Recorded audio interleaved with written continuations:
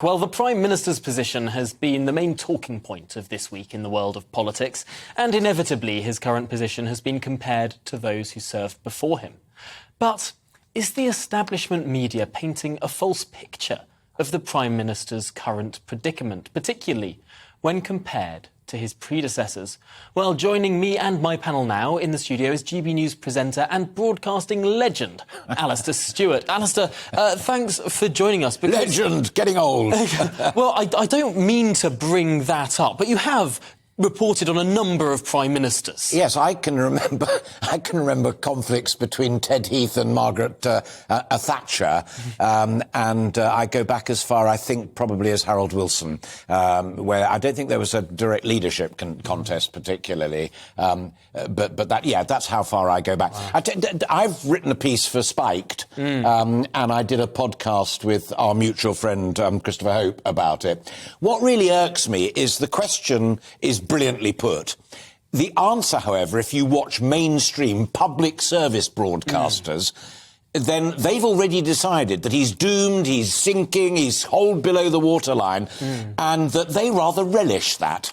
So they had campaigned, I think, for months and months to get the 54 letters into Sir Graham Brady, the 22 committee, and the vote of no confidence. And the night that it was announced that they'd finally, the day after the Jubilee, got that number, you could almost see them drooling. And I just find that deeply offensive. Final quick point is I was standing out there before coming in, listening to you talk to my two good friends there from Labour List and from the Institute of Economic Affairs. That's what people out there want to see. You asking intelligent questions and people with different opinions and different views giving honest answers. They are more than capable of making their own mind up. They don't need you or me to tell them how much trouble Starmer, Davey or, most importantly, the Prime Minister Boris Johnson's in. And I suppose there's a sense of honesty here when it comes to particularly public sector broadcasting. Totally. If someone it's not only honesty, it's legality. If someone in the public sector or indeed public service broadcasting is professing a sense of impartiality, saying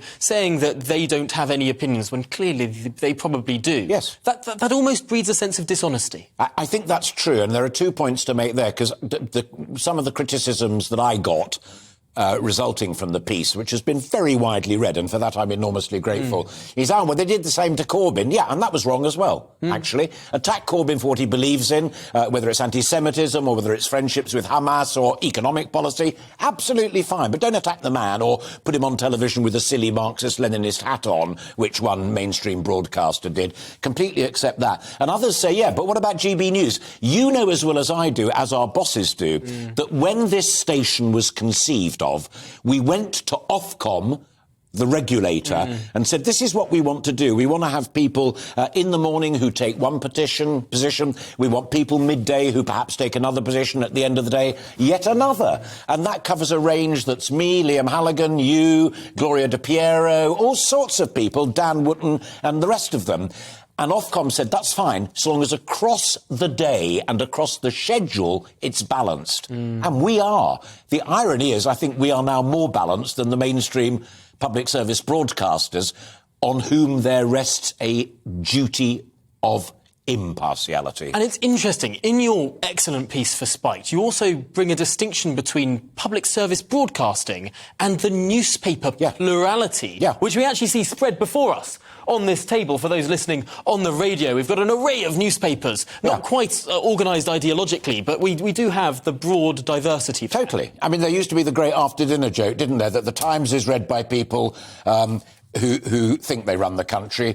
The Daily Telegraph is read by people who used to run the country. The Financial Times is read by people who actually run the country. And The Sun is read by people who don't actually care who runs the country as long as they've got long blonde hair, etc., etc., etc. I love the fact, and we were joking about it during the break, and I just said to you, you should range it from left to right, because then we would, and you've got the Guardian bang there in the middle. I'd move it just a bit that just way. a tad. But it is a great celebration going way, way, way, way, way back, where, OK, owned by the UK equivalent of oligarchs, Rothermere's and people like that. I don't care. You make a decision when you go into the newsagent or nowadays go online, and you choose to read one, or if they're lucky, two of these papers that will kind of bolster your own view. And I think that's good. To some extent, is television changing now, though, with new insurgents, with a greater plurality of service, and with commercial stations? Potentially, we're moving to seeing the same sort of plurality that we have in the printed press in the broadcast media too. I think that is true, and I think that we and others have given the mainstream broadcasters a lot to think about. But here's the thing, and I can remember talking to this to my friends back in ITN in the old days, when the notion of a kind of personality political editor emerged, and they wanted that because it drove audiences, it built numbers up, and that's fine. What you've got to be crystal clear about, and we were from day one, what the contract is between us and the lovely people who are kind enough to watch us or listen to us on GB News Radio. And unless that's clear, you are actually functioning and operating on a false premise. We've been clear from the outset. I think with the public service broadcasters, they're trying to change it, in which case they need to be clearer, and they too need to cut a new deal with Ofcom. Interesting. Well, let's bring in the panel now. Matthew Lesh, do you have a question to ask the broadcasting legend that is Alastair Stewart? Well, I mean, I've got a fundamental question. I mean, I obviously agree with you. I think GB News has done a much better job bringing in people from right across the political spectrum. I wonder, though, to what extent there is still inherent value in Ofcom's rules about impartiality. It seems to me, and I've had this experience, backstage at, you did some work at a competitor radio and TV station. Sure. And there's always a sense of we've got to be really careful about saying this and that because we might get Ofcom coming back to us. Now, the government talks a lot about free speech and they're wanting to open up debate and wanting to, push back against some of the traditional broadcasting monopolies that haven't been particularly sympathetic to Conservatives. Is it time for the government to re-look at... Yes, and actually, I think, although she gets much criticism, I think that's one of the things that Nadine Dorries is seeking to do right now. Not just looking at the BBC, she's actually looking at that regime of regulation. And one of the truly great culture secretaries in my recent time, John Whittingdale, did exactly the same. I did a big sit-down interview with him at the Edinburgh Television Festival about, 5-6 years ago, and he was talking about that. And one of the things that they look to is the Federal Communications Agency in the United States, which is a much softer touch regulator. But interestingly, in the United States, although you've got Fox and you've got MSNBC and those that take a clearer stance, the NBCs, ABCs and CBSs of this world stick to their guns. Their audiences have come down slightly, but they are still a go-to broadcaster if you're in that process of wanting to make your mind up. And I personally, if Nadine picked up the phone to me and said, what do you think? I'd say I would like to keep... I'm not a defund the BBC man at all. I'm a reform man. And I would like to keep ITN and I would like to keep the BBC as principal news agencies. They still get the biggest audiences by a country mile. But I would like them to reassert that go-to for impartiality and balance status that I grew up with 40 years ago, speaking as a veteran. Surely not. Surely not.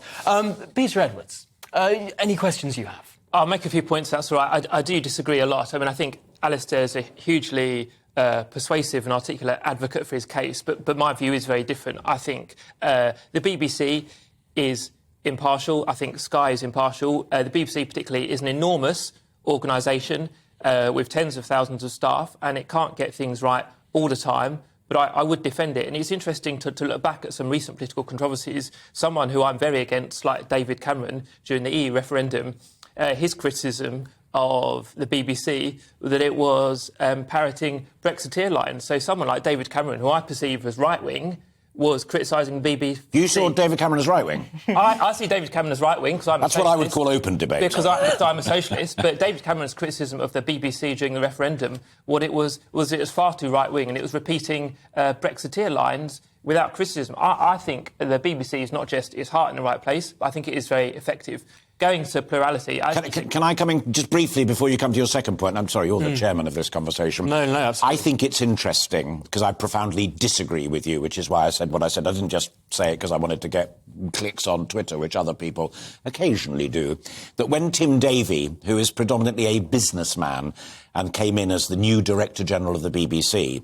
wasn't a journalist, and the Director-General of the BBC is also Editor-in-Chief. One of the first things he said in his big, "Hi, I'm Tim" speech was that we have problems with impartiality and we've got to address that. And he asked Richard Sambrook, who was a former very senior journalist at the BBC, to look particularly at the balance between what goes out on air from person A and what person A then puts on social media. And it wasn't working, and there was partiality. Tim recognised that. I think you should as well. Well, now we're pushing to the end of the time, but can we just, in one sentence each, if we can, to squeeze it into the end of this fascinating conversation? Peter Edwards. OK, I'm going to make 2 points. First of all, I think plurality is wonderful. Having more channels like GBNews creates diversity of opinion. I remember London Broadcasting Corporation 30 years ago, you'll remember this, has become a national station. That's fantastic. In the BBC, I actually think it's too big on non-news items. I'd also like to see much more regional diversity. Let's have some more northern voices, which I think is something this channel has made a big effort to incorporate.